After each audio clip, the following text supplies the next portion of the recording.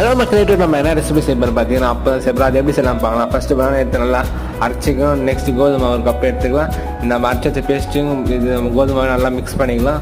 Mix பண்ணிவிட்டு 2 வெல்லம் எடுத்து அதை தண்ணியில் போட்டு நல்லா அதையும் பாயில் பண்ணி எடுத்துக்கலாம். நெக்ஸ்ட் இதுமாரி மிக்ஸ் பண்ணிக்கலாம் எல்லாத்தையும் போட்டு. நெக்ஸ்ட் நம்ம தேங்காய் துருவிட்டு அது மேலே ஏலக்காய் தூவி அதையும் நல்லா மிக்ஸ் பண்ணிக்கலாம். நெக்ஸ்ட் என்ன பண்ண போகிறோம்னா, கடாயில் எண்ணெய் வச்சு எண்ணெய் குடிச்சுதோடனே இதேமாதிரி அழுக்க ஒன்று ஒன்றா ஒட்டிக்கலாம். அப்போ ஒட்டாமல் வந்தால் தான் நமக்கு அழகாக தனித்தனியாக ஷேப்பாக வரும். இல்லைன்னா ஒட்டிச்சுன்னா நல்லாவே இருக்காது.